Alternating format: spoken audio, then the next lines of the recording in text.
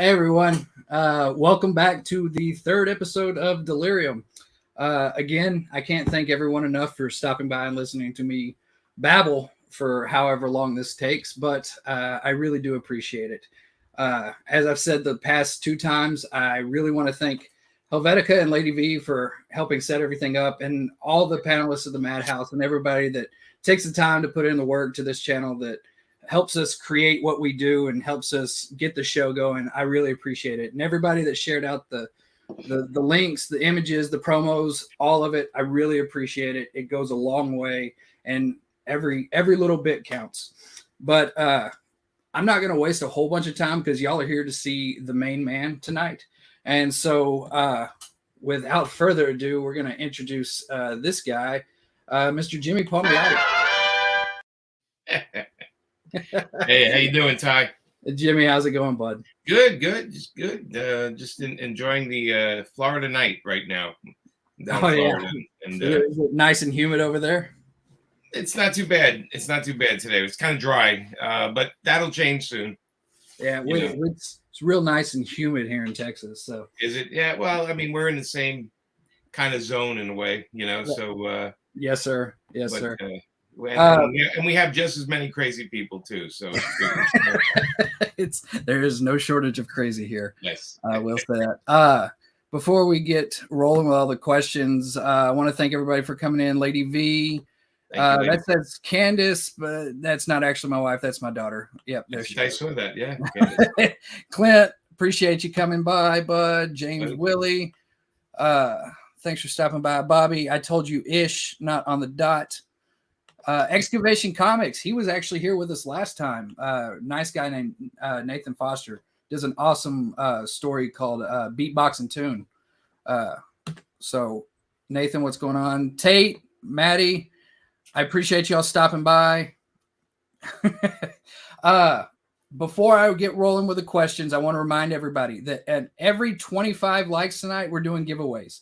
We have a ton of books to give away. We're going to, every 25 likes until we run out of books, I'm going to be giving stuff away. And when we get up to those big numbers, I got those CGC 9.8s. We can just give them away. It takes nothing. All you got to do is throw us a like and we'll get it going. But without much further ado, let me get all this stuff pulled up.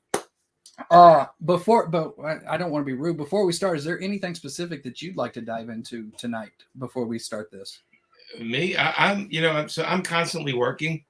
So I people see me like on social media. It's between breaks. Like I get a break and I'm like, oh, okay, let me bitch about something in the world or show some comic art, and then I get back to work. But there's nothing in particular. I mean, I'm working on a bunch of projects that they're not even going to announce till I think San Diego. So I can't talk about any of that. But it's a steady book for a company. I've been mostly doing, my Kickstarters and stuff like that.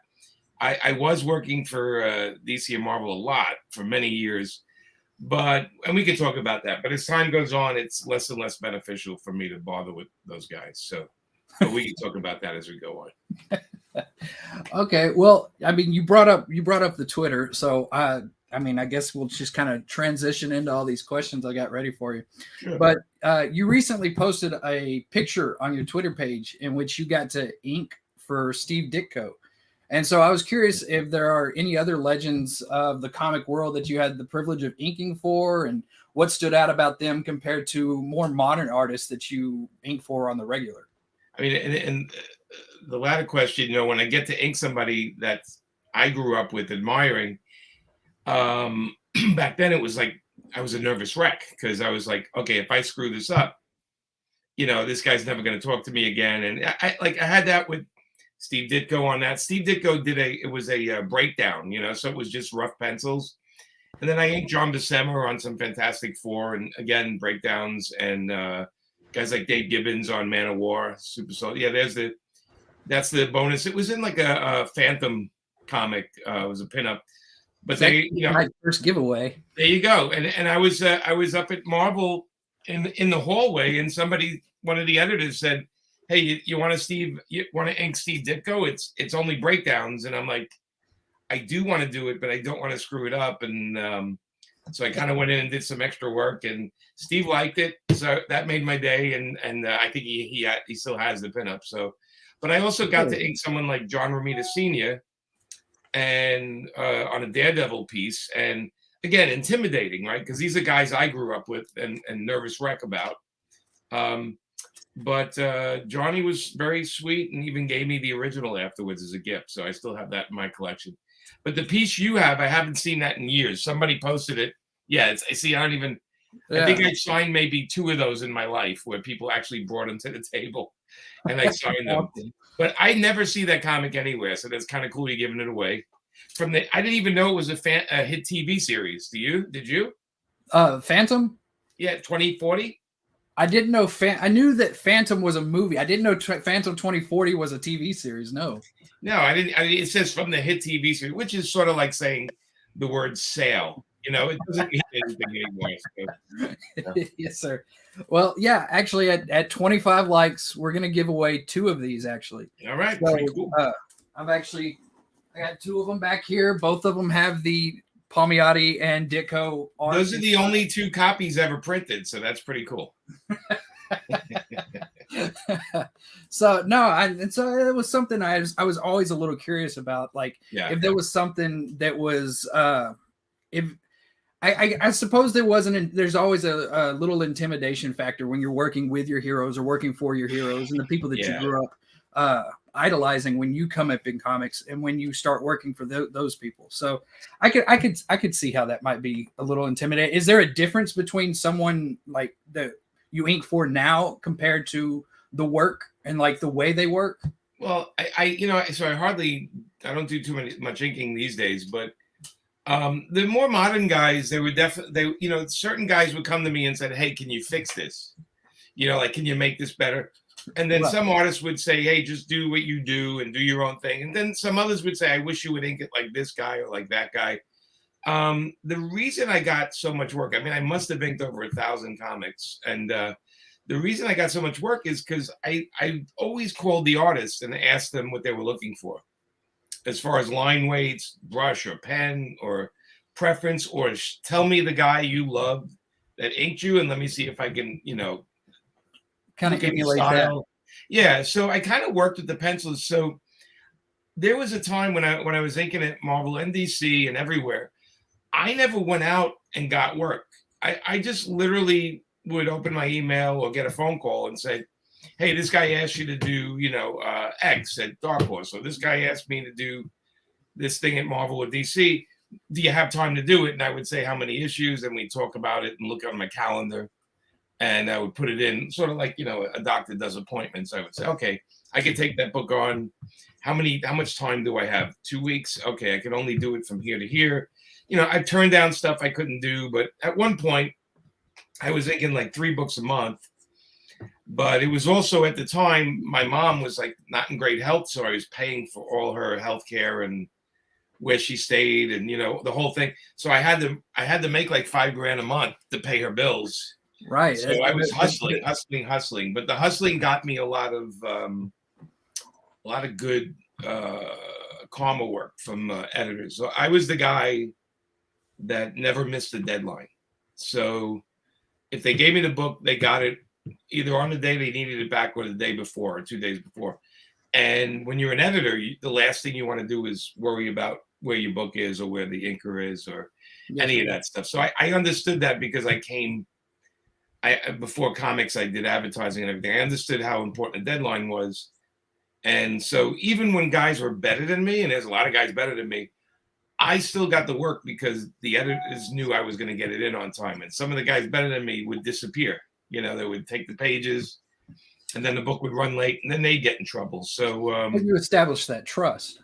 Well, my work ethic was basically, I started doing backgrounds for Mark Texera, inking backgrounds on Punisher and Ghost Rider, and the editors would see me up at Marvel Comics like every night doing pages. So eventually they would walk by and say, "Hey, I got a book that's due in 2 days. Can you do this?" And I would take it on and turn it over real quick. I'd work for 2 days straight, and then they'd say, "Okay, well, I got some more work." There was a point where I had to slow that down a little bit because I became the go-to guy to getting the stuff done quickly. The problem with that is that, your quality goes down a little bit. So I had to slow that down, start getting picky. I started working on people that I like Jesus Sayas and Joe Quesada, Amanda Kana. There's a lot of people that I loved working on and that I looked better over. So I kind of focused on those people. And then the people I didn't jive with too much, I tried not to work with them again. Yes, sir. That reminds me. So my favorite artist is one of the legends. At least he's a legend in my eyes. His name was Joe Kubert. Yeah. So he had a work ethic kind of similar to that, and I think that he is often overlooked and underappreciated because he could pump out so many books and so many pages so often that it just kind of became people expected it of him. And Joe was Amanda's teacher at the Kubert School. Amanda, my wife, right? And Joe, Adam and Andy are good friends of mine, and I used to see Joe Kubert all the time. And I'm his biggest fan. I mean, I literally just bought some original art of Joe's like 2 weeks ago. I'm one of his biggest fans still. But when he was around, when he was alive, he was so influential on everything I did. Him stepping away from the companies and doing his own books were pretty much one of my inspirations for doing my own thing. But there's nobody in this house that underappreciates Joe. Well, he's mentioned like once a day, so it's really you bring him up. I've actually got this. This is from the first ever year that the Kubert Art School was open. Oh yeah, that's the first comic they put out at the school. Yes, sir. It's a lot of people's first publishings. And so I found one of these years ago, and I couldn't do without it. So is that the original, or is that the? No, yes, sir. This is an original. That is beautiful. Who did that? Do you remember? All of the students did them. This is the whole book. I framed the book. Oh, it's the whole book. Oh, that's cool. Yeah, because that's Joe coming out of the doorway, like looking like he just went through hell. Good Lord, they're already on the loose. Yes, sir. A lot of people like Tom Yates, Steve Bissett. A lot of them's first work is in that book, and so it's something that I've always treasured, and I always love showing it to different artists and different writers and things like that. So I very much love that you're a Joe Kubert fan. Oh, I adore his stuff. I mean, I'm saying hi to Nick Barucci right quick. He just stopped in the chat. What's going on, Nick? He's a great guy, Nicky. Joe was a big influence on my brush work. Joe was a brush guy mostly, and he was able to do. Watching him work was like watching magic, because he would just lightly pencil and then he would just go full on in with the inks, and he was a force of nature. I mean, that was a man that started working when he was a kid. His dad owned a butcher shop, and he used to draw on a brown paper that they would wrap the meat in. He used to draw on that while he worked with his dad. I mean, crazy stuff. But yes, sir. I've actually got back here on the wall. I'm not going to bring all my Joe Kubert art stuff down. I've got the only book I've ever seen that's signed by both Kubert and Stan Lee, graded by CGC. So if there's another out there, I haven't seen it yet. I've been looking for it. That's awesome. That's really great to hear. Before I move on, we've already hit well over the 25 like mark. So everybody that's watching, if you'll do #25, we'll enter you into the giveaway. It does it automatically. As soon as you comment, it enters you, and we spin it once everybody's running. So I'm going to let that wig. So all you got to do is this #25, and it'll automatically enter you there. And then I will, I'll spin it once we go for a few more minutes. But something you talked about was how the quantity of work that you've done. And so I was going to roll into my next question while we let those hashtags roll in.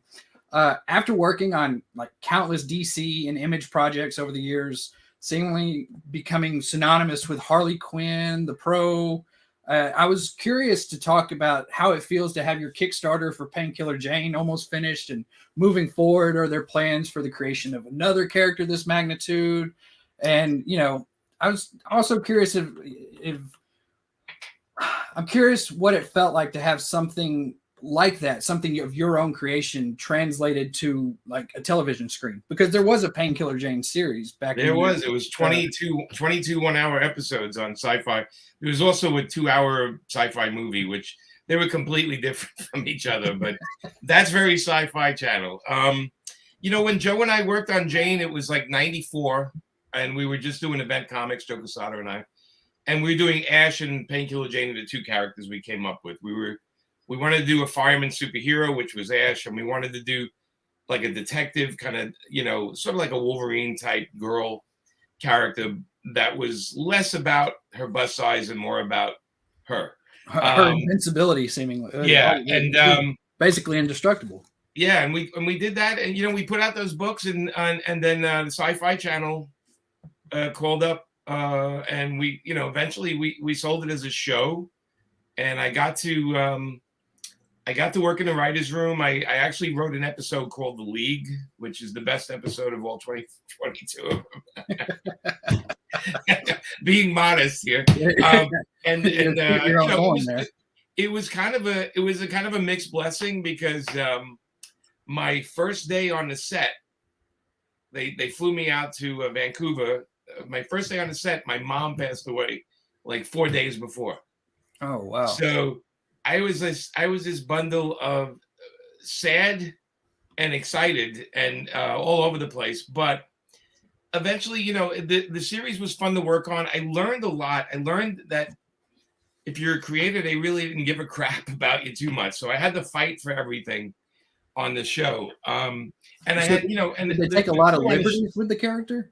Well, the Sci-Fi Channel wanted it more towards the sci-fi end, and I kept telling them it's not really sci-fi, but that's the way they went.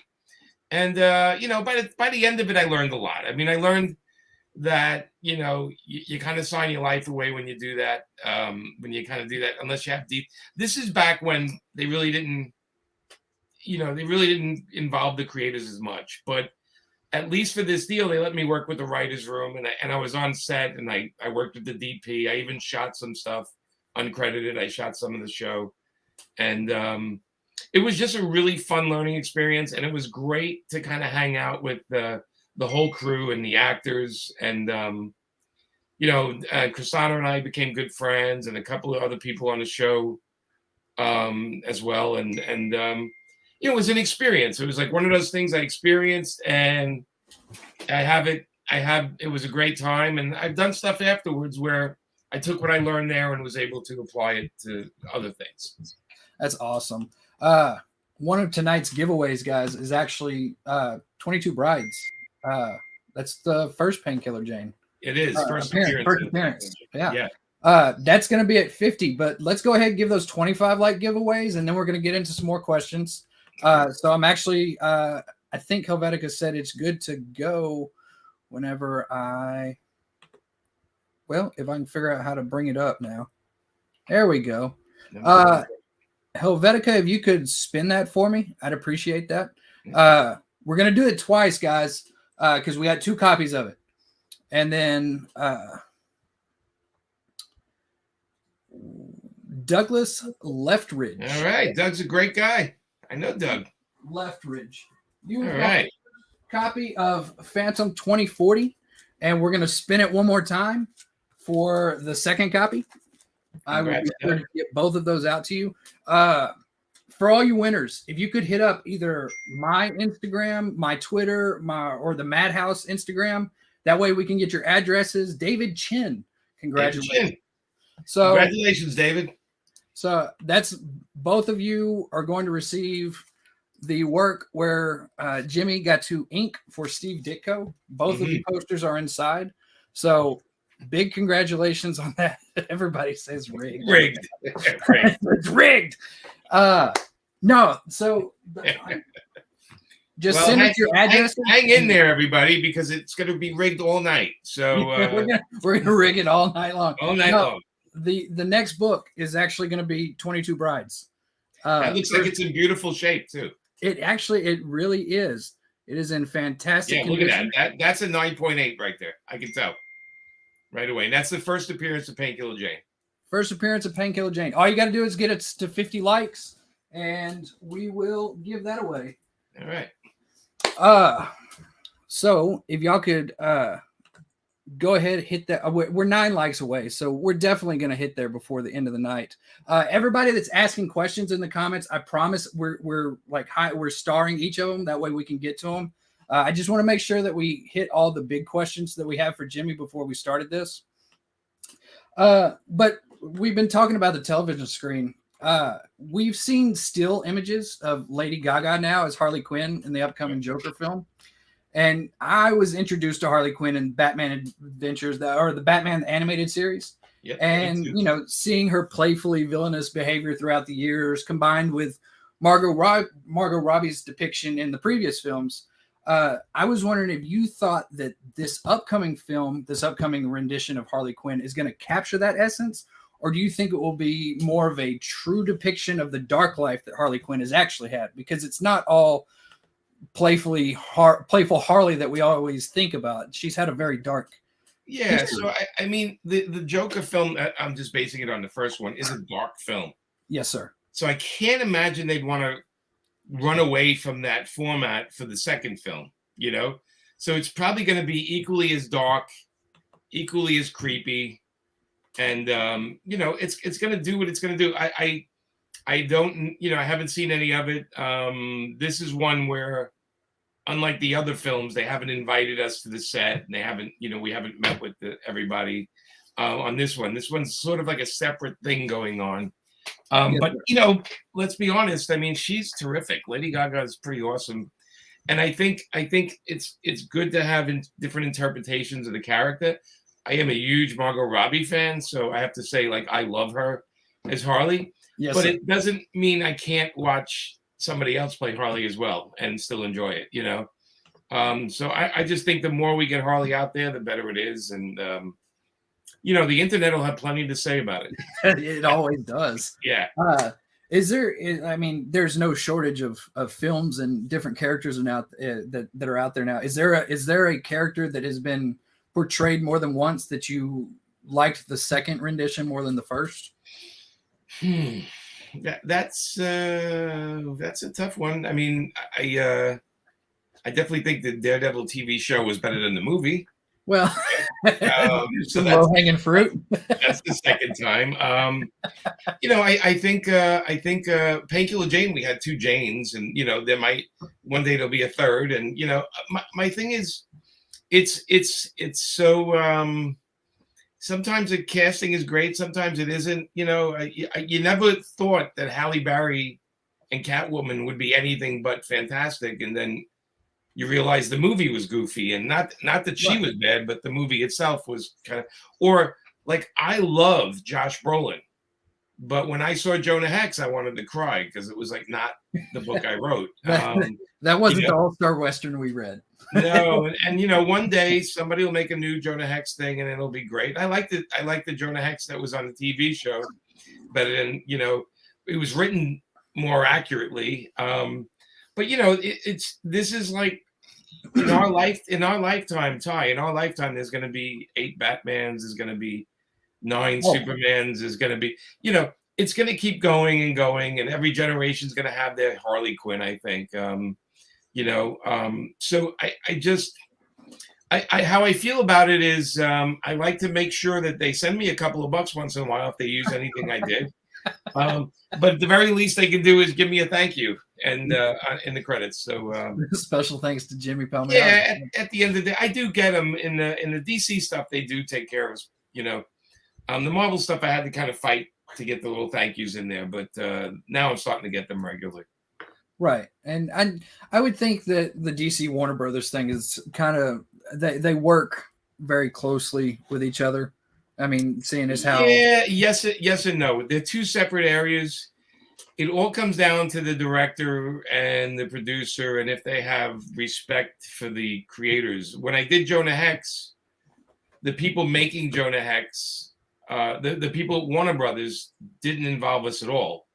It was actually one of the producers, Andrew Lazar, that actually flew Justin and I out to the set and treated us like gold. You know what? I think I remember reading on your Twitter about that. Yes, sir. Yeah, DC Comics did not want us involved. They told us straight out, we're going to take your books and make a movie, but we don't want you involved at all. and which is a shame because I've done screenwriting and I've done all that stuff. It would have been a better movie if Justin and I were involved, obviously. We definitely wouldn't have had half of the stuff that's going on in that movie happening. Did Josh have a lot of questions? What's that? Did Josh have a lot of questions? Josh was great. Josh, Josh came up to us when I got on set. He already had the makeup on. He rode up to me on a horseback, me and Justin, and said, "You're the guys. You guys made me have 4 hours of makeup for this," But he was terrific. He was not the problem. Everyone in the cast was great. We had lunch with John Malkovich and Josh, and actually Diane Lane was on the set when we were there, so I got to meet a childhood, little crush. Childhood crush, which Josh mentioned that he said, "You're the right age.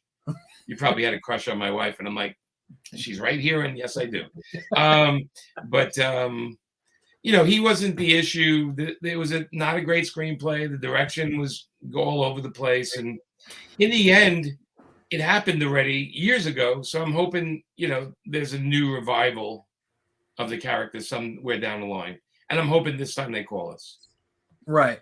Well, I mean, you've name dropped a few people now, and so you've mentioned that you've been on a few sets at least. Is there somebody that has worked on one of the characters that you've worked on that has taken a particularly higher level of interest than you expected and put that time into that character that you really appreciated more? Yeah, I mean, Margot Robbie read all our books, and when we first met her on the first Suicide Squad movie, she came up to Amanda and I and asked us, how did I do? And we talked about the character. Of course, we told her she was wonderful and everything. And then when they did Birds of Prey, they flew us out and we went on the set, and she roller skated up to us and we talked for a while. And, she read the comics. She was seen in public with the comics at the airports and everything. So she did her research, a lot of respect there. Kristana Loken was, great. I mean, Kristana loved the comics, but the Sci-Fi Channel had a different view of where things should go. Right. And I think probably the latest one, Jay Baruchel, when they shot the Random Acts of Violence movie, which is based on mine and Justin's book. Jay, I went up to Toronto and we watched Jay shoot, and we talked about the screenplay and met the actors and everything, and it was fun. I mean, my job is not to. These are other creators doing their version of what I do, so I don't get in the way. I let them. I understand that no matter what they do, at the end of the day, my book will still exist as a book that anybody can read. So I don't worry about it as much as some people do. That said, until I write a screenplay or direct something, that'll probably be the closest to what I want when that happens. But for now, it's kind of fun to visit the set and meet the people, and it's just another little perk of the job. Right. Well, I mean, that kind of helps me segue into my next little question that I have for you. So, like, hopping from creation to creation. So, I spent the past couple months stalking your Twitter because that's what Twitter's for. It's just for stalking people that you find interesting. In one of your posts, you asked who we all thought would be a good casting to play the live action version of the Pro. Yes. And which is another one of your original creations alongside Garth Ennis and Amanda. Yeah. I saw a lot of good suggestions, but I was curious who you would have picked. Like, if you put yourself in that casting chair, like, who are you calling up? Who are you saying, hey, yeah, so my perfect world, because she's a little older now, would be Cameron Diaz. Okay. Because she's a couple of reasons why. She's proven she has no problem getting down and dirty in a role. I think we saw that with the sex tape movie. Yeah, and a couple other movies, Bad Teachers and stuff like that. Right. The other thing is she's not 19 or 21 or 28. She's older, and that's what the character needs to be, older. And so I there's a lot of great. They had a lot of great suggestions, but Cameron was the one that I would love. Even her voice could work. What you had envisioned. Yeah, but honestly, a lot of times it's like who you never think of, and then somebody says it, you're like, oh my God, that's brilliant casting. Allow me to throw my hat in the ring. Mine was Caitlin Olsen. Caitlin, she already looks like the pro. I don't know if it's just to act it so much. it's just I saw Sweet D from Always Sunny. I was like, this is the pro, and so I saw her. I like the Cameron Diaz, but Caitlin Olsen was my first pick. Yeah, she's fantastic, and she knows how to play horrible. I love her on Always Sunny. I mean, she's great. She does a lot of physical comedy too. Yeah, I mean, if we had her, I'd be happiest man. They're both tremendous. Right. I agree. My name is D, and the jokes on me. Yeah, this is exactly what Chaz Free said. Right. My name's D, and the joke's on me. So I see a lot of people putting hashtag 50. I appreciate it. Y'all need to get us, I think, what is it? Like 5 more likes? Get us 5 more likes, and we'll give away first appearance of Painkiller Jane. All right. Which is 22 brides. So don't forget that. Share it out with your friends. We're trying to get as many people in here tonight as possible. We got 34 people watching right now. I know we can get that number up. But while we're on the subject of the pro, now that we've seen live adaptations of shows like The Boys and Preacher, both stories with insane amounts of sex and gore, and something like The Pro seems very doable now.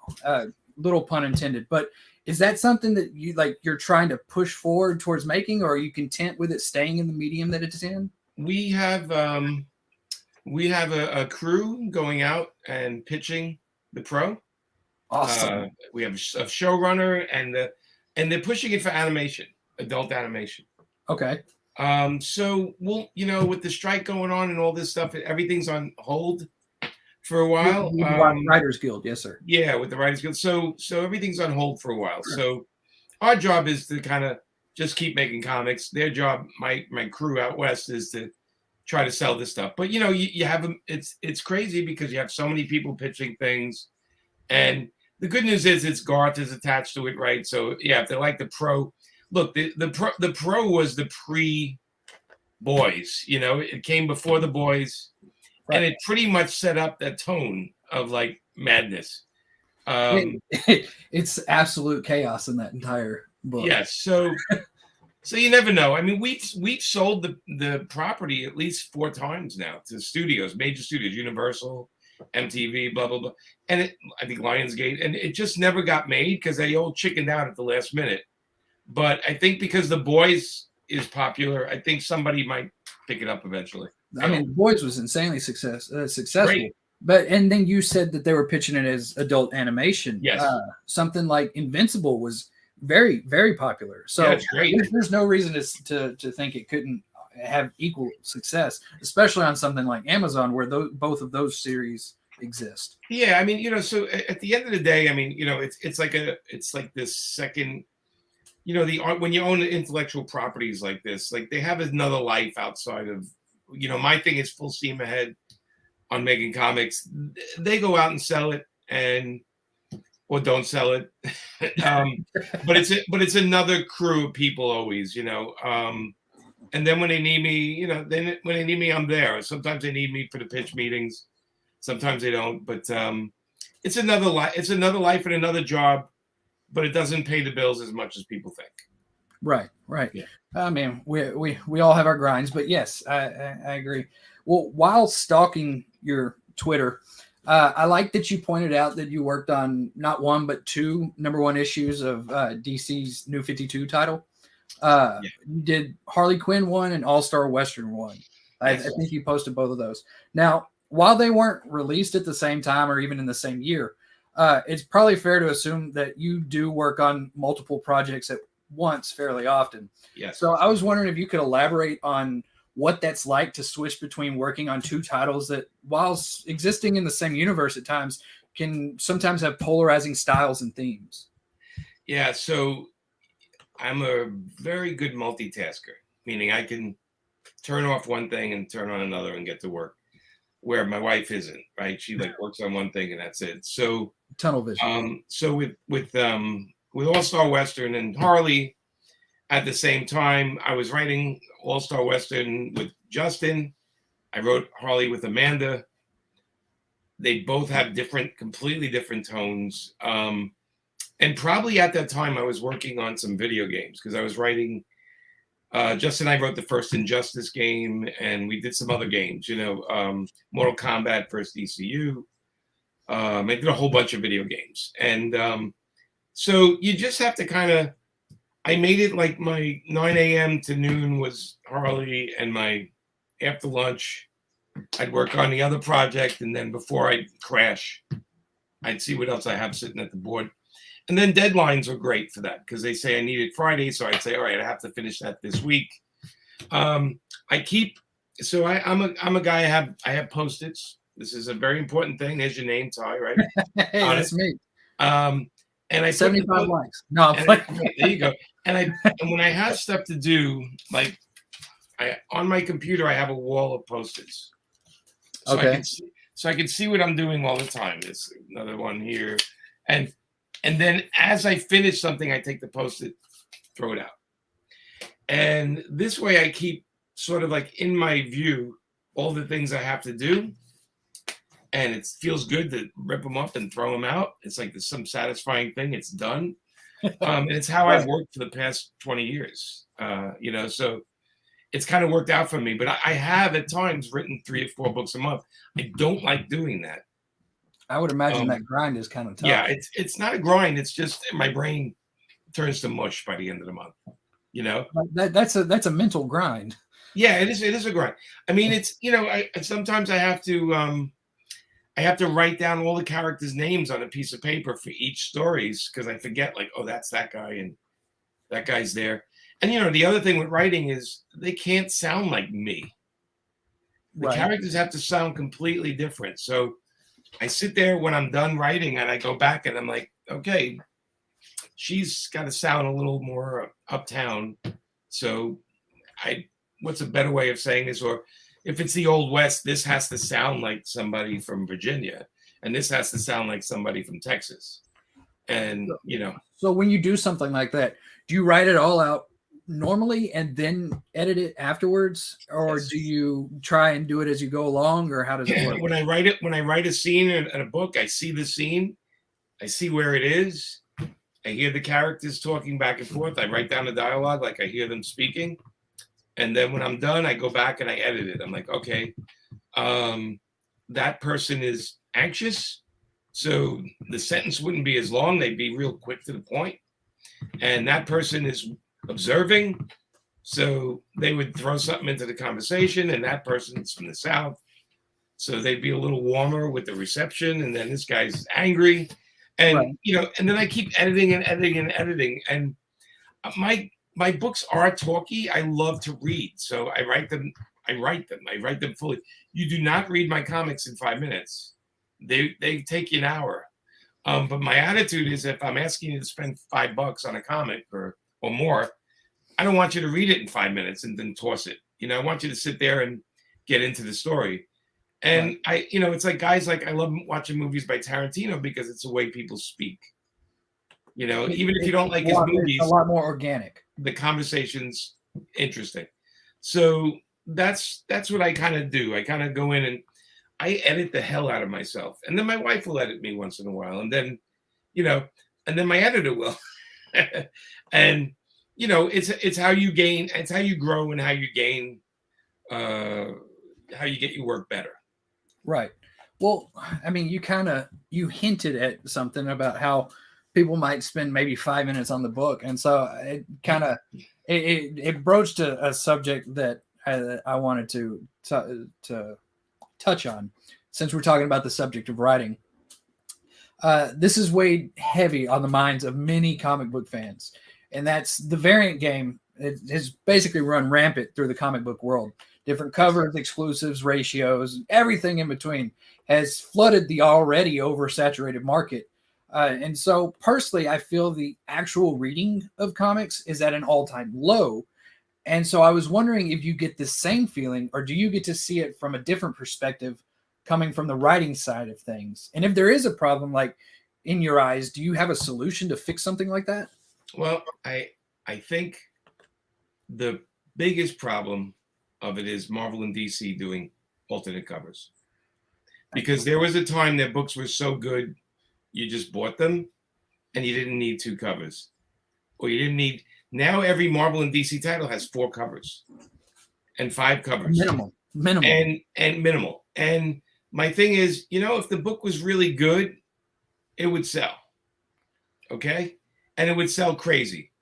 But they're playing the game that indie creators and smaller creators have to play, meaning a smaller company or a guy like me putting out my own books, I need to do 3 or 4 covers because I'm trying to sell to collectors. I'm trying to do stuff I'm trying to hit 3 different markets: readers, collectors, and then people who just love art, the art lovers. But when Marvel and DC does it, all of a sudden they're playing games. They're saying this is 1 out of 20,000. Well, that's the whole run of a book. So why is it collectible? And then what they do is 8 months later, they'll Diamond or whoever's distributing them puts out a list where you can buy these chase covers for 1/3 the price. And all of a sudden you have a self-destructive market. All of a sudden the Marvel and DC chase covers aren't worth anything. The only actual chase covers that are real collectibles for me are the Kickstarters, because you can actually see how many copies of the book is made, because Kickstarters only print pretty much what the number of books they sell, because they don't have the money to print an extra 1,000 or 10,000 like the bigger companies. So when I did Pop Kill, I did a 350 copy edition of an Adam Hughes cover. And it was the topless cover. And it was $60. Well, that cover was $60. I don't have any more of those. There's only 350. There is no Marvel and DC comic that only has 350 copies. No matter what they say. No matter what they say. Matter what they say. Yeah. So I think what happened was Marvel and DC started looking at guys like me and guys like Billy Tucci and guys like Brian Pulido and seeing the alternate covers, which we create covers for the fans and the collectible and the collectors, right? And they said, well, we should get into that market.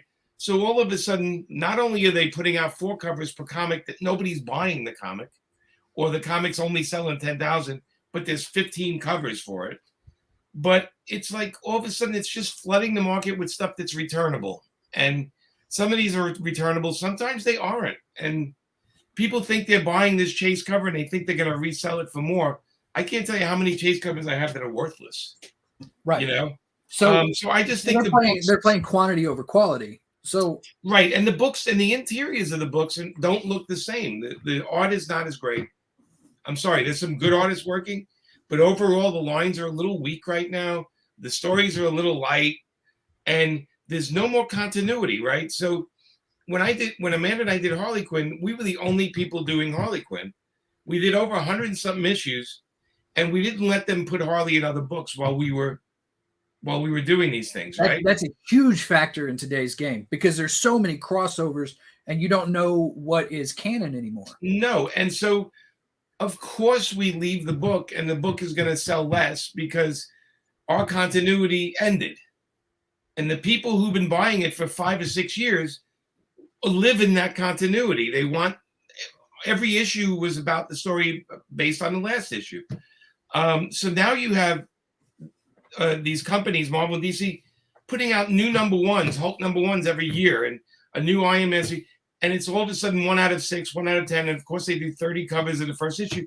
Well, of course, I'm a reader. I'm like, well, nothing counts anymore because you keep rebooting it and restarting it. What's real? What does it matter anymore? And I'm an old man talking, right? So I'm an old collector. I'm sure somebody young could argue with me. I would love to hear the argument. I get that you want to have a new number one to get new readers, but you can do that in a way without taking a dump on everything that came before it. And that is up to the companies to do. And so they have to keep some kind of continuity. Otherwise, there's nothing at stake. So why would I invest in a new Daredevil series or a new Batman series when in 1 book or 2 books over, they're completely doing something different that doesn't line up with what we did. I rarely see things go past 13, 14, 15 issues anymore. Right. And then they wonder, where are the collectors? Because the collectors, what are they buying? They're buying FF, the first series, number 1 to 200 or 300. They're buying Daredevil 1, whatever. And even when Joe and I started Marvel Knights, we did something that some people caught. When we did Marvel Knights Daredevil #1, we put in the signature box the continuing number every issue. Right. So if you look in our autograph, you'll see like 321, 322, because we felt like we're not restarting it, but Marvel Knights was about reintroducing 4 titles, and 2 of them weren't even coming out, like Black Panther and Humans weren't even a thing. So I think right now, modern comics, people feel like it doesn't matter. They say this character's going to die, or they introduce a new character. And the comic companies are seeing that, well, now they're selling not only to the same couple of thousand people, but they have to figure out ways to get more money out of those people instead of building the audience. You said you said that they feel they have to do that to grab new readers, but yes. Like what changed? What shifted? Because when I was growing up, I'm 33. I don't consider myself of this generation of readers. I still consider myself the one previous, which was the 90s and things like that. Sure. But even then, they weren't starting over all the time. They started Spider-Man over and they started X-Men over, but that didn't stop Uncanny. But X-Men 90, so X-Men 94. Yeah, it didn't stop Uncanny from running for 500 issues. Right. X-Men 94 was the new X-Men in issue 94, and then Giant Size X-Men 1, right? And then we had that incredible Dave Cockrum run, the incredible John Byrne run, Paul Smith. The numbers kept going, and then that kind of ended, and now we have X-Men 1, X-Men 1, X-Men 1, X-Men 1, and my thing is, so you lose the audience that's been buying them in order, you lose them. All of a sudden, they're like, I don't know what's going on with the new stuff, so let me just go and buy my back issues. So right away, we lost those readers, right? Then we have the chase cover. This is going to be worth money. This is the first appearance game going on. And I'm a collector, man. I love that game. I love chasing, finding good. But when you start putting 30 covers on a book, you realize that maybe the book isn't that good. Well, you also incentivize artists to not pursue interiors. Well, why? How can a good cover artist even do interiors when they need 12 to 30 covers out of them a year? They can't even do the interiors anymore. And guess what? They can sell those covers for money. The interior pages, people don't buy them, and now people do digital. So there's a whole lot of things going on, right? It's a shift, and I understand that at times I can sound like an old head or what, the boomer of the comics or whatever. That's my job, to sound like a crazy old man. I understand that, but someone said it's like crazy old man giving away free advice. It's probably bad advice, but it's free. Yeah. So we did hit 50 likes. So while people put the hashtag 50 in there, I was going to ask you something a little more lighthearted before we continue with the big heavy hitter questions. Because you said that you're a collector and you like to chase those key issues. And so I was curious if there was something in your collection that that you have that's your favorite, like your favorite book or your favorite piece of art, or hey, let's see it. Let's see the good. So I was born in the 60s, just to give you an idea of how old I am. And so then, so what fascinates me are books way before I was born. Like sorry, that's an old one. All right, I got to get in focus with my favorite. Yeah, like a Batman 5 or I was born in 1960. I was born in 1961 in August. Okay. The book that came out in August 61, I had to have because it came out when I was a kid. I'm sorry the camera's all blurry, but you can see what it is. I think it's picking up the reflection of your computer when you show it. Yeah, it is. Like it starts to focus and then it stops. But but so I have like my I'm a comic fan. Right. So, absolutely. And I appreciate that when artists and inkers and they're not doing it just for the paycheck, they're still a fan. No, I love everything about comics. Let me tell you, if they made 10 TV shows and movies about my stuff, I'd still be doing comics and buying comics. It wouldn't change me. Okay. Yeah. I still collect comics. I go when I do the cons, I have a con in Virginia this weekend. And when I do the cons, Sunday I go out and buy a book or two. You know, I buy an old Superman, old Batman, or FF, and just to complete some sets. And they're not in the greatest shape, mind you, but I buy them because I love them. And I buy art, and I still buy artwork when I can afford it. You know, so that's what fans do. Do you prefer like the actual issues to like original art, or No, I'll take original art over any comic any day of the week, but I can't afford the original art. I mean, it's expensive. It's expensive. I mean, stuff that when I was younger, when I was a kid, I bought a lot of stuff, and that stuff now is worth money. I've been trading it for other stuff I want, and you know, I'm trying to thin out my collection a little bit because I have too much crap. So I put stuff on Heritage and do stuff like that. But when I buy new art, it's usually, you know, it's expensive, and I have to kind of say, all right, is Amanda gonna murder me? Number one, she never does. She always supports me. But I you know, how much do I love it, and do I have a wall space for it? You know, this can be the most expensive hobby, or it can be the cheapest hobby. It depends how you want to go in. You know, it's all up to you. Right. Well, I mean, I would love to have more original art. It's hard to see, but this back up here, I see that. Who's that? It's an original Frank Frazetta. Oh, look at that pencil drawing. You should take that off the wall. Can't bring the camera up there. I want to see it. It looks like a girl. It's a Viking, or is it a girl? Something over her shoulder, right? Like she has a. He's holding an axe. It's a male character. Oh, let me see. How cool. Oh yeah, that's nice, man. Look at that. I got lucky. Like, and that was done. That was done in the 50s. That was done in the 50s because the way Frank signed his name there. Yes, sir. There's no way I can afford an original Frazetta. I got lucky, and I found this in a collection that I picked up when I first got back into collecting. It's got bends in the paper and things where it's got little stains from where he probably had something on his hand while he was drawing. Nobody ever threw out a Van Gogh for a cut in the canvas. You know what I mean? Yes, sir. So, but that's beautiful. That's beautiful, man. That thing's worth a fortune right there.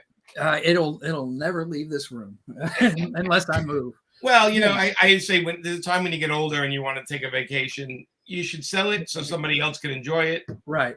Or your daughter will. Or my daughter will. Yes. Yeah. As long as your daughter knows not to just throw it in a pile in the corner. This is worth something. Well, before we move on to the next, 50. let's go ahead and get this 50 like giveaway up here. Helvetica, do you mind spinning that for us while we get this going? I want to see who's winning. This is for 22 Brides. This is the first appearance of Painkiller Jane. Gorgeous copy. Awesome. It's fantastic. Douglas Leftridge again. All right. Now I think it's fixed. Now it's rigged. I don't even know who Douglas Leftridge is. He's a great guy. He's a fan of mine. Apparently so. Hey, Douglas, congrats a second time. He's I'm sure I'm gonna hear from him later how happy he is. I'm sure. Hey, if y'all get us to 75, I've got a Harley Quinn #1 from the New 52.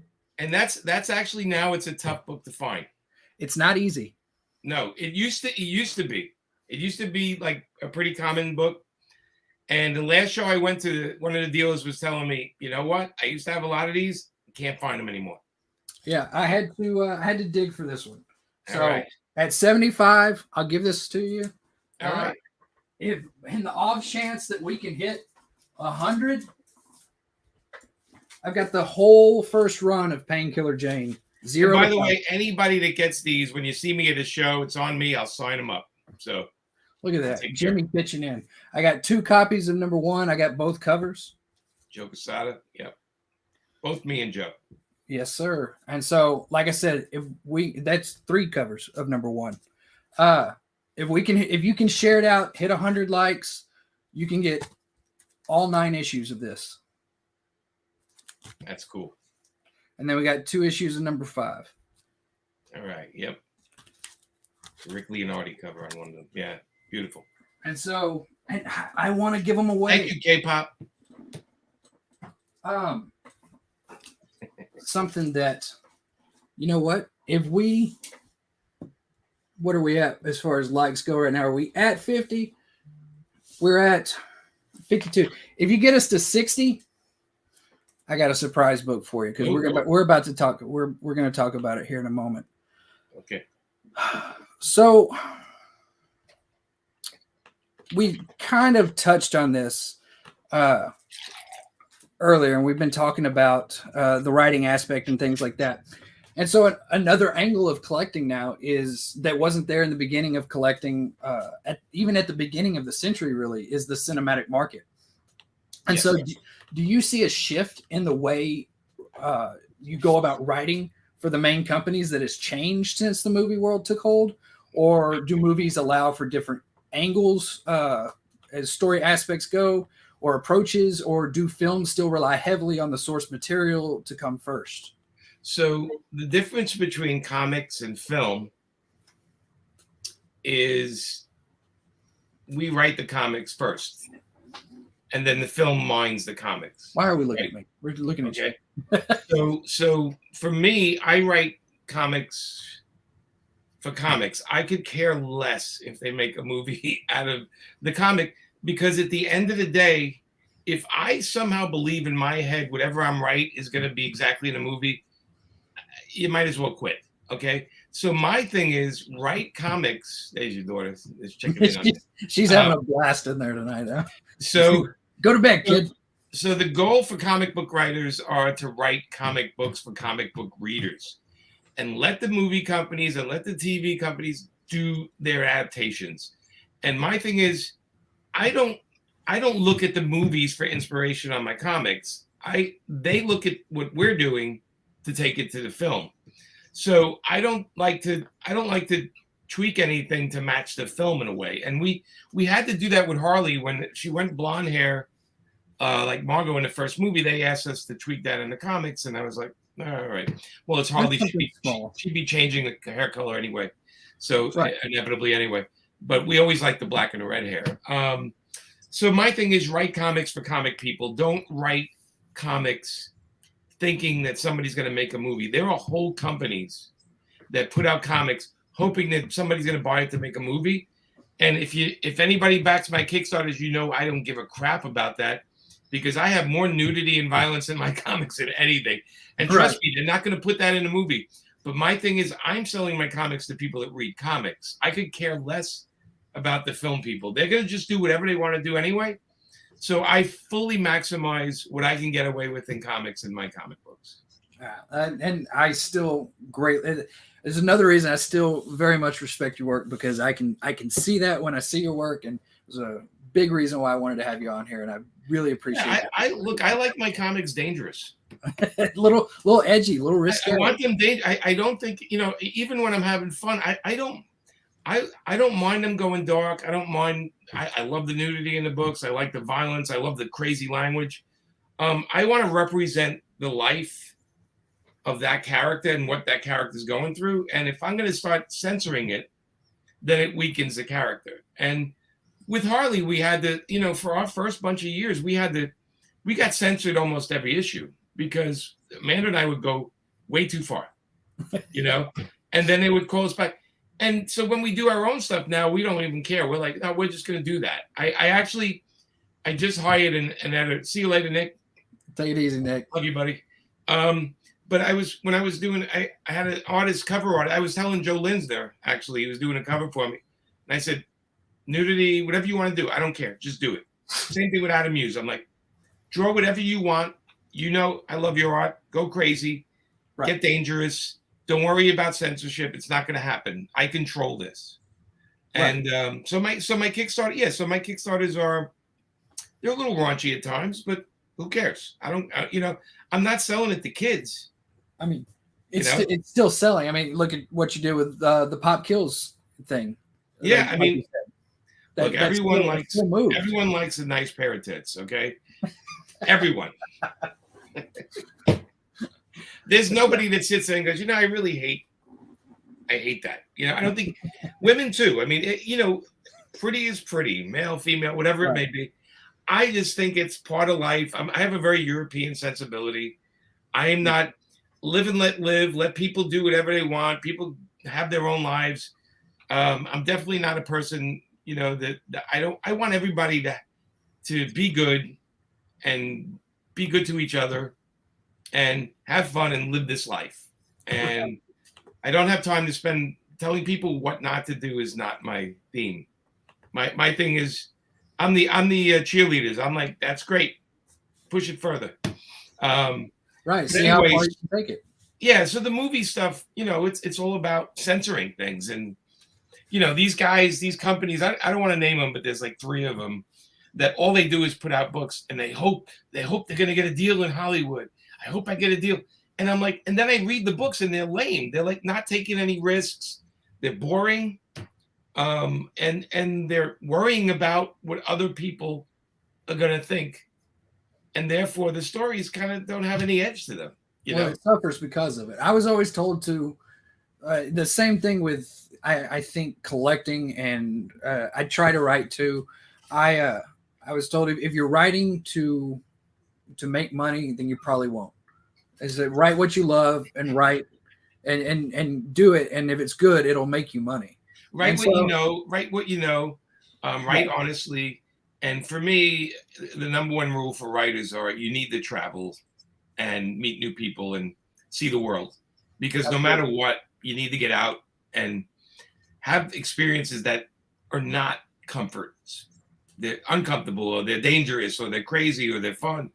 Hang out with people that are, edgy and wild, and, because you're not going to be able to write that stuff unless you explore these things in your life.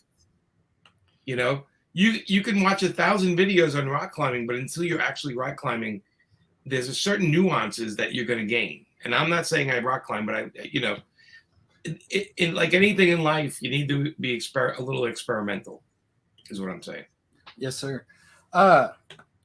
So you've written almost countless issues of books, scripts, and everything short of Hallmark cards, unless you've got a Hallmark card that I'm the wrong guy for that. So, I mean, I know that I feel like we're harping on the writing tonight, but it's a big interest of mine. And so I was wondering if you could possibly give us some insight into the process of how you tackle consecutive issue writing and how you lay out multiple issues in a row and go into that. Okay, so it's good to have, like, if I know I'm going to be on a book for a year, it's good to have some big ideas, or I look at themes, right? I look at if you look at the 7 deadly sins, if I'm going to cover one of the sins, I make sure that's somewhere in my head somewhere, right? But it's not what about. So I'll use Harley for an example. So they would tell me, write Harley Quinn for trade. So you want to write 6-issue stories that basically wrap up so there's a trade. I never did that. I've always been the asshole that just ignores it, right? And so for Harley, it was like a character that she would be spontaneous. And in order for me to write spontaneous, I had to be spontaneous with my writing. So just when you thought the story was going one way, it goes another way. And then she gets distracted by something and the story follows there. So it was great that we got to write so many books because we got to go crazy with it. But I like to think that when I write, I tend to write in my head. So it's not when I'm sitting down in front of a typewriter or a computer. I don't write. What I do is I type. I have my ideas all day long. I go to the movies. I go on a bike. We drive. Amanda and I go to dinner and we have some conversation. And I'm writing there all the time. So I have a character right now I'm writing that has a sort of a long history. And I'm reading the books and I'm going, okay, now I have to sit on this for a couple of days. What would I do? What would my approach to this be? So in the end, you're writing for yourself, right? Because you have to make it interesting for you. If you're writing for somebody else, it's going to be weak. Or if you're writing for an audience, whatever you think the audience likes, they're going to be fickle and go the other way. So when you write for yourself, you hope that it catches on. And that's why certain books I do, people love, and then sometimes they hate it because they're not in the same wavelength as I am. But I can't worry about that, right? Because if I was a one idea guy, then I'd be just doing one thing over and over. It's not the way my career went. I didn't stay with one thing. I constantly am changing and trying new things. I love writing a Painkiller Jane character, and I like writing some. but I always change up their stories. I'm not always writing the same story with the character.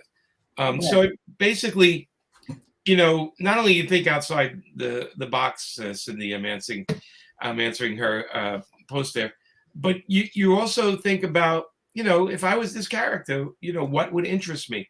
And the basic for any character is, what do they want and what do they fear? If you can tell me what a character's afraid of, and you can also tell me what the character wants. So when we got Harley, what she wanted was independence from the Joker.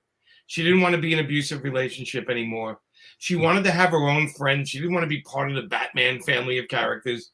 Right. She didn't want to stay in Gotham anymore. She needed to reinvent herself. And that's what we did with Harley. And then what does she fear?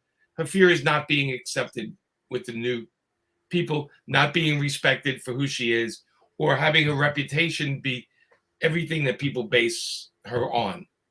It's still being tied to Joker and everything before that. Right. So when we did Harley, Dan DiDio said, what would you guys do? And Amanda and I we're not going to write a book about a girl in an abusive relationship. We need to get her out of there right away. And then Amanda said, well, no woman wears the same outfit over and over. So we're going to put her in all these different outfits all the time. That's fun. That's fun. But it's a common sense thing to the character. It's like, we did in Wednesday Comics, we did a Supergirl story with Aquaman in it. And I sat there and I'm like, I never wrote Aquaman. And then I asked Amanda, where does he live? And she's like, in the ocean. I'm like, yeah, but where? And then what does he eat? Does he eat fish, or what does he go outside and eat a cow? And, all these questions. When we did Power Girl, I asked them, where does Power Girl live? And they said, we have no idea. And I'm like, well, what does she do for a living? They're like, well, they had Star Labs, but they don't really do anything with it. So that's when we got Power Girl. We were like, no, we're going to give her a home. She has a cat, so we know we're going to give her a cat. She needs a job, an identity. And then what is the thing Power Girl has to deal with? And I said, well, part of what she deals with is people underestimating her, overestimating her, or basing thank you, Teresa, who eats fish sticks. I like that. Or basing things on how she looks. Right. So her looks, she has a huge bust. And so that's the main thing. She has a huge frame. Right. She's she's tall and big. So the bust is just part of her huge, right? And rather than address it, we just wrote the book as this is the way she's built. And we had some fun with it. But for 12 issues, we stayed really true to who she was. And those books are still looked on as 12 issues of Power Girl, still looked on as this is how Power Girl, people's favorite Power Girl. That laid a foundation for everything to follow. And it's commendable.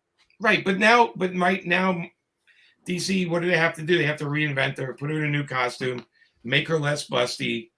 So who are they trying to please? Because the audience wants the other Power Girl. No matter what you do. And by the way, the alternate covers, what do they have? They have the busty Power Girl in the old outfit. So Don't deny what the character is. That's how you turn people off. Write Power Girl exactly how people want to see her, and have some fun with it. And again, there's a lot of lessons in this, and it's why I don't do as much work for Marvel and DC than I used to. You hinted at a few things that kind of led me to my next question anyway, because I was wondering if there's an overseries or an overseer of a series that tells you where they'd like a story to proceed to reach an end goal, or do you get to pitch a full story and they kind of give you free reign to write that whole story as you see fit? Right. So when they hire me and they hire Amanda, they know we're going to do what we want to do. Right. And the end of the year used to call it the Jamanda universe. You're just going to do whatever you guys want to do. And well, y'all kind of earned that. Yeah. And then when they give me something and they tell me, here's what we want you to do with it, I look at it and I go, it's not what I would do. It's not the book for me. Thank you for the offer. I turn down work all the time. Thank you for the offer, but it's not for me, because I don't want to waste my time on it. I don't want to waste the audience's time. Or sometimes the editor-in-chief or the editors say, we really wanted to do this. And I'm like, yeah, it's not what I want. So I don't do it. we don't have kids. Amanda and I we have a house, and I don't have to go from check to check, thank God. We did enough work in our life that, we have a foundation. You're comfortable. Yeah. So my biggest gift I give people is I don't take on books I'm not passionate about. That's my biggest gift. When you buy a book with my name on it, that means I have a lot of passion about it, and that means I'm delivering the best book I have. But I turn down the things I'm not passionate about because I refuse to waste people's money and time. I don't like it. Right. Logan, stop. Sorry, she's spamming hashtag 60 right now. Well, I think you got to give away that book right now. Well, we're going to, because my next question brings it up. Okay. So we're talking about that, and you're talking about the passion you have for a project and how you get to pitch that story. Jimmy and Amanda are going to do what Jimmy and Amanda do. Yes. But when you assume writing responsibilities in the middle of a series, like you did with Deadpool, your first writing work for Marvel, according to your Twitter post. Yes. What's the handoff process like? Do you get details from the previous writer as well as ideas from writers who are going to take over once you're done? So with Deadpool, there was no continuity. Every writer that took it on kind of changed it and went somewhere else. So I sat with Mike Martz, who was the editor, and I said, okay, so what's established I have to follow? And he goes, here's the established things. And I said, okay, I'd like to do it more crime-oriented and less superhero. And my run had a little bit more of a crime edge to it. Mm-hmm. But I stayed in continuity. It was my first job, so I wasn't really going to rock any boat, doing it. I tried to challenge myself, and I did get to do, Deadpool 50 and introduce Kid Deadpool, right? So that was my fun thing that I did. And, but that was a gig when I first started. Nobody was hiring me to write. I was known as an inker and the co-creator, right? Because I only did event comics, and and then I was just like, okay, this is an editor taking a chance on me that I was pitching. But when it's the middle of the series, I respect what came before, but also the editor has an agenda, and then I had to follow the editor's agenda. When we took on Uncle Sam and the Freedom Fighters, they told us what they wanted. They wanted basically a newer take on the characters, and so we do get those kind of orders. But there's and again, I like those characters, so I took it on. But these days, like I said, if they offer me something that doesn't fit, I don't do it. You ask me to write Daredevil, I can write Daredevil all day long. If you ask me to write Iron Man, it's a little difficult for me. I have to find something about Iron Man I like.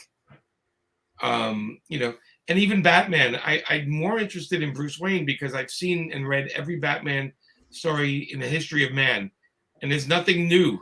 He's going to fight the Joker again, and it's just boring. Batman is the most boring character to me. He's visually exciting, but character-wise, nothing new happens with him. And I pitched a series about Bruce Wayne, and they didn't go for it because I thought I'm kind of interested how this guy's balancing his life, and I think I have something to say about that. But they didn't go for it, and we pitch books all the time. They don't buy. So. Do you think that's why the New 52 Batman was so successful in the beginning, because it was something new? It was you got the Court of Owls. Well, I think it spoke to the audience, and I think that wasn't that Scott and Greg, I think, was it? Or it was Greg Capullo, Scott Snyder. Yeah, so those guys did something new and fresh, and they didn't run right to the Joker and the Riddler, right. And the same stuff over and over and over and over. Right. And I feel like that speaks to what you were just speaking on. It was something new. It gave it a kind of a facelift and gave us some new characters and something original. So who's the big Batman team right now? The big Batman what? Team. Like who's the big Batman book? Who's doing it right now? The biggest one. Oof. I don't know if I could honestly tell you who it is. Right. There it goes. There you go. I don't think I've read Batman since they finished that New 52 run. Right, because there's 18 Batman books come out a month. Right, and then you get Dark Knight re-ups, you get medals, you get all the new storylines, like you've said, that aren't canon. So you don't know. Then you get Batman Damned and Black Labels, and you know what? If they came up with one Batman title a month that kicked ass, you'd buy it. It would sell out every week or every month. Yeah. Okay, Chip's doing it. Chip's working on one of them. But I think there's 18 Batman family books out. Right. Well, since I brought it up, at 60 likes, I've got a copy of Deadpool. Come on, work with me here, computer. This is Deadpool 46. This is when Jimmy started writing. My first book. Marvel. It's a Joe Quesada cover on there too. She's got that nice Deadpool tattoo. Yeah. So at 60 likes, we'll give this away. I think we're only like 4 likes away. So right. Yeah. David Leffridge, you can win another one. Well, is he even still here? It looks like he's not even here anymore. I'm not sure. So many people have hashtag 60 now. And everyone, I apologize to my daughter spamming earlier. I done put her to bed, I think. Apparently I'm there. So we'll go ahead and we will spin that real quick because the next question is kind of heavy. Okay. And I want to get everybody in here for that. Helvetica, do you mind spinning that for us? I assume you're still in the background there. If it's Douglas, we're gonna know it's fixed. So yeah, Douglas Leffridge. That's right. But and if it's my daughter, I'm gonna spin it again. Teresa Newell. There you go. Teresa, congratulations. I've got this Deadpool book for you. I already have your address, and so we're gonna get you squared away. There you go. So that's awesome. And still at 75, we're still gonna give away the Harley book. So only 15 more likes. Share it out. I mean, we got a little bit of time. I got 2 or 3 more questions, and Jimmy likes to talk, so we'll get it out there. Let me make sure I do this. The last time I didn't switch it over and everyone was staring at my big head on the screen. So we're talking about the heavy writing and everything like that. And so I want to skirt the edge of controversial takes. Sure. Because we live in a very political time, and given the climate of the world that we live in, the ideologies of writers and sometimes even the companies publishing squirm into the content that we read. So first, I want to point out that comic books may not be the escapism some believe it to be, because Stan Lee, Jack Kirby, Roy Thomas, so many other writers, Chris Claremont, and all these writers have often wrote lessons of equality and social justice into their comics, especially things like the X-Men. And so I'm curious if you see a divide in the writing room from your peers to consumers that I do, as opposed to those accepted writings of your predecessors that I mentioned. And can a happy medium be reached? Because you see things like, I wanted to show, I have this thing of Stan's soapbox that he used to put in his. I remember that. And he talks about people talking about escapism and how he said, I've never shied away from this. I've always put social justice messages into the comics, and if you don't think that, then you haven't really been reading them. And so I think that there is a line there today that people are no longer seeing or ignoring that has always been there. Yeah, I mean, so right now, politics, all they want to do is keep us stupid. They want to keep people in a place where they keep throwing crazy stuff at us so we don't focus on the facts that, so politicians would love if all their people that follow them are not bright, because really intelligent people question everything. It's easier that way. Yes, sir. Right. So when we see politicians attacking schools and attacking people's ways of life we realize that, they're just playing a game and we're actually their little subjects. Doesn't matter, right or left, Republican, Democrat, all that stuff. Doesn't matter. Right? We all want the same things. We all want to make a living. We want our family to be happy. We want to be happy. We want stuff. We want to smile and laugh with our friends and drink and have a great time and travel the world and do all these things. We all want that. Everybody wants that. But what they do is try to divide us and pit us against each other. And the more that happens, the more people are not flexible, right? They go, oh no, only this and only that. And, it's why I love music, because, when you like a band, everybody at the concert loves that band. Right. When you go to the arena, everybody loves that band. So you're filled with 10,000 people that love the same music you do. Nobody's sitting there going, you suck, this band sucks. Nobody's doing that there. So music is like a very unifying thing. Politics is a very dividing thing. Now, to say there's no politics in comics is ridiculous, because every decision a hero makes has a political thing. We say, okay, so Superman, truth, justice, and liberty for all, and all that kind of stuff we grew up with. Look, comic books for me have enforced good values in me more than religion. I'm speaking for myself, okay? Okay. And, I grew up reading comics, do the right thing, treat people fairly, take care of older people, respect them, right? Every comic we read has the older guy that teaches the younger guy how to do stuff. And, right. They taught us all these lessons. And so there's politics everywhere. Things I write, every time I have two naked girls making out, somebody out there in my comics, somebody out there could get upset at that. It's so you could politicalize everything. You could hamburgers, McDonald's versus Burger King. It's ridiculous after a while, right? Yes, sir.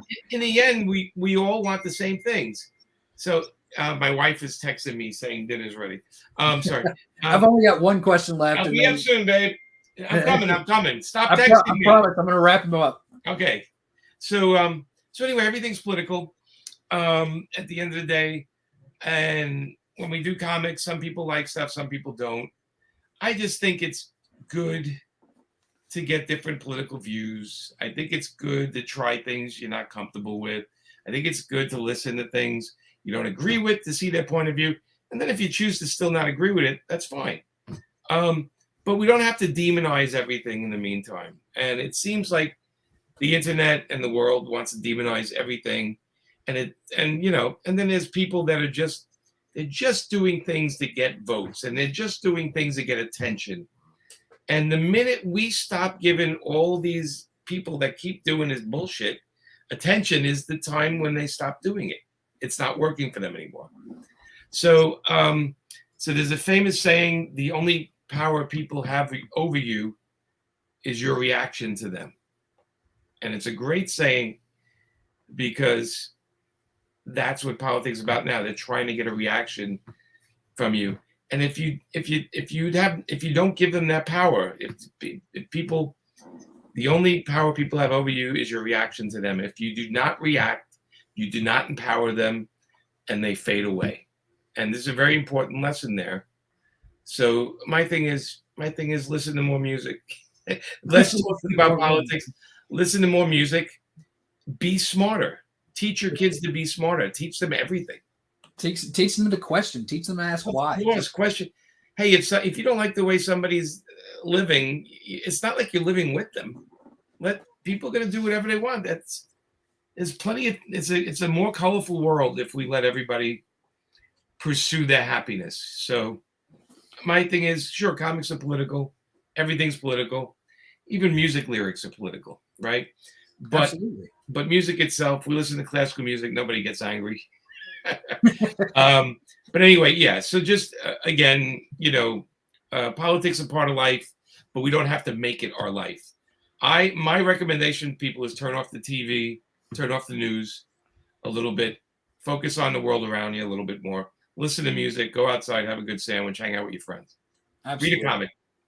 I know Amanda's trying to get you downstairs, so I'm going to try and make these next two parts real quick. Okay. As we master our crafts and tinker with the way that we do things, we begin to see differences in how we do the things now compared to how we did them in the beginning. So is there anything in your work that you do differently now that has drastically improved your work as both a writer and an artist? And is there maybe a piece of work you have out there you wish you could take back and do differently? Yeah, so I wish I never did Countdown, because I felt like it never had a steady spine to the story. And I felt like it was a waste of everybody's time. So I wish I never did that. How I do things differently now is I listen to the people I trust. when I do Kickstarters, I listen to the fans. When something's a really high level Kickstarter, it's doing really well. That's the people buying it telling me there's something in it that they like. And when it's a low one, that's them telling me it's something they're not interested in. So I listen to the people buying my, on paperfilms, we have the paperfilms.com site where we do a newsletter. I send out this newsletter maybe twice a month and talk to the people, and we get feedback and stuff like that. I really listen more to the fans and less to sales and to opinions, popular opinions. I listen more to the people that buy the books, and I'm probably writing them more for them these days. So that's probably it. Well, I mean, like I said, we grow and we master the craft, and you and Amanda have clearly mastered yours. So I'm still in this like middle stage. I'm gonna get better. I promise. I'm working on it all the time. Yeah. People ask questions and comments. I'm just gonna ask the quick ones. Sure. Tim, you see Ash again? Yes, you will. Okay. Tim, you will see Ash again. Not right away, but you will see it again. Yes. You gotta buy into that. Quickly. Check into that Kickstarter. Okay. Let's see. What was this one? How long did it take to move to Marvel to DC since your first book, Ninja number 4? So I was working for an indie comic, Eternity Comics, taking on any work because I wanted to get in the business. But it took me around 3 or 4 years before I started getting work from Marvel and DC. Okay. Let's see. Why would you ask this? Ty is intelligent, sweet guy, loves his daughter, loves his comics so much that he's sitting here taking time out of his day to entertain you folks. That's what I think. Absolutely. Look, what is this? This is the last one I'm gonna pull up. Jimmy, looking at your hat, what's your opinion on the Patterson Gimlin Bigfoot? The Bigfoot footage. Absolutely real. Why not? Why not? The world is much more exciting if this thing is real. That's the world I choose to live in. I don't know if the Patterson footage is the one I'd go to, but all right. Hey guys, I really appreciate everybody stopping by and chatting with me and Jimmy. I know we didn't hit 75 likes live. If we can hit, those milestones after the show ends, I'll still do some drawings. I'll still send books out. I'll make sure people get giveaways. I got these books to give away for the Jimmy Show.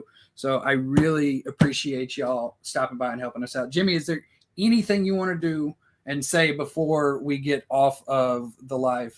Just check out paperfilms.com, subscribe to our newsletter, and if you can, support the Kickstarters. Follow me on Twitter and Instagram. It's the only 2 places I am. And just be nice to everybody.